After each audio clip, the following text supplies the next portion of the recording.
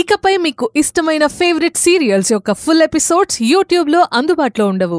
కేవలం సన్నెక్స్లో మాత్రమే ఫ్రీగా చూడొచ్చు.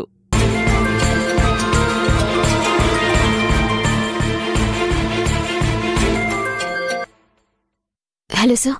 ఈశ్వరి, ఎగ్జామ్ కి టైం అవుతోంది. నువ్వు ఇంటి దగ్గర నుంచి స్టార్ట్ అయ్యావా లేదా? ఇంకా లేదు సార్.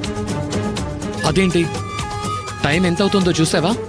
చిన్నయ్య ఎగ్జామ్ గురించి అత్తయ్యకి ఇంకా చెప్పలేదు సార్. ఇప్పుడు చెప్పి ఈ ఫంక్షన్ ని ఆపి ఎగ్జామ్ కి తీసుకొస్తాను అని చెప్పాడు. అక్కడ ఎగ్జామ్ కి టైం అయిపోతుంటే తను ఇంకా ఎప్పుడు చెప్తాడంట? ఒక పంచి, నువ్వే డైరెక్ట్ గా మీ అత్తగారికి ఈ విషయం చెప్పి త్వరగా ఎగ్జామ్ కి స్టార్ట్ అవ్వు. అలా చెప్పొద్దు అని చిన్నయ్య నా దగ్గరే మాట తీసుకున్నాడు సార్.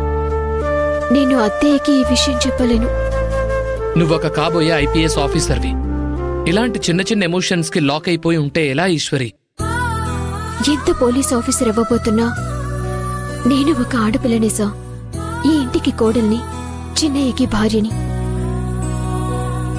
భార్యాభర్తలుగా మా మధ్య ఉన్న నమ్మకమనే బంధాన్ని తెంచుకొని చేయవలసిన ఏ పనైనా నేను చేయలేను సార్. చిన్నయ్య నన్ను ఎగ్జామ్ కి తీసుకువెళ్తానని నాకు మాటిచ్చాడు. నా కోసం ఆయన ఎంత రిస్క్ అయినా చేసి ఎగ్జామ్ రాయించి తీరుతారు అనే నమ్మకం నాకు బలంగా ఉంది సార్. మీరేమీ టెన్షన్ పడకండి సంతోష్ గారు.